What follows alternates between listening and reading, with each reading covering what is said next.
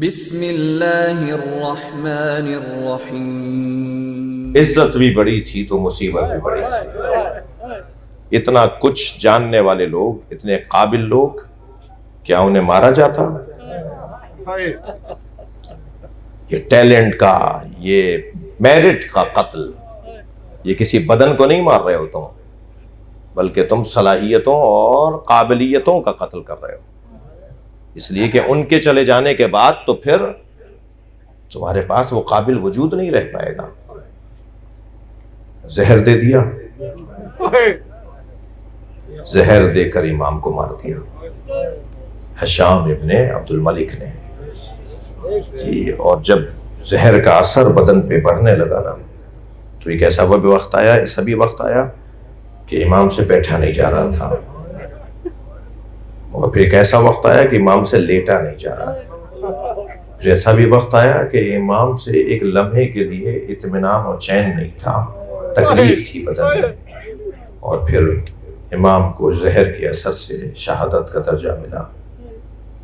مگر جس وقت میں امام باقر شہید ہو رہے تھے، تو امام محمد باقر کی شہادت پر، امام باقر کی شہادت پر امام جعفر صادق یہ کہہ کے رو رہے تھے کہ ساری زندگی جس نے کربلا کو یاد کیا،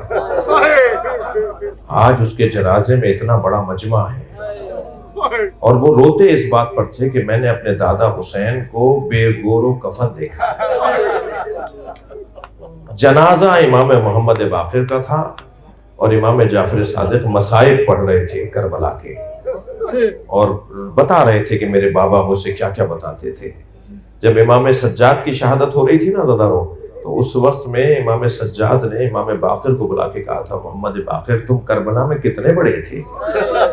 تو امام محمد باقر نے فرمایا، بابا میں 4 سال کا تھا۔ سن 57 ہجری میں امام محمد باقر کی ولادت ہے، اور سن 61 ہجری کا واقعہ کربلا کا ہے۔ 4 سال کی عمر تھی امام محمد باقر کی کربلا میں۔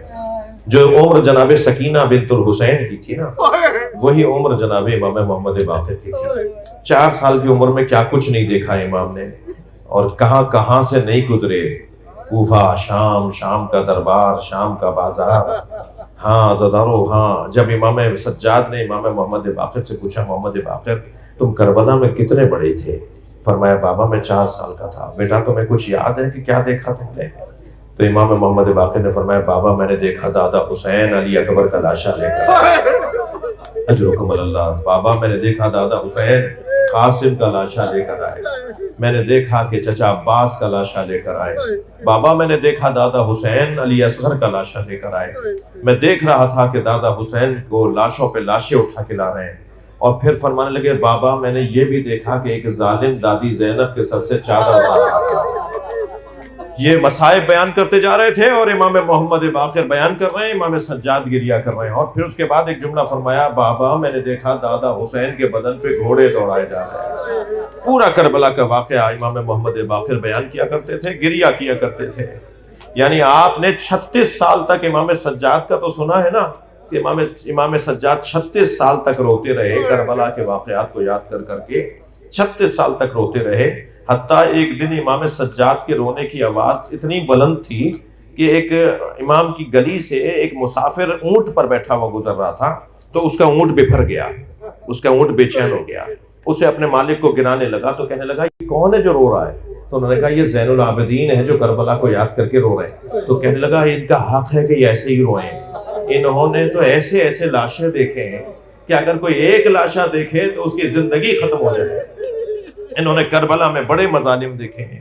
امام محمد باقر نے کربلا اپنی آنکھوں سے دیکھی، اور پھر جب شہادت ہوئی ہے، بس آخری جملہ، جب شہادت ہوئی ہے تو امام باقر کا جنازہ غسل و کفن دیا امام جعفر صادق نے، اور پھر امام جعفر صادق نے نماز جنازہ پڑھائی، اور امام جعفر صادق نے جنت البقیع میں امام حسن کے برابر میں امام محمد باقر کو دفنا دیا۔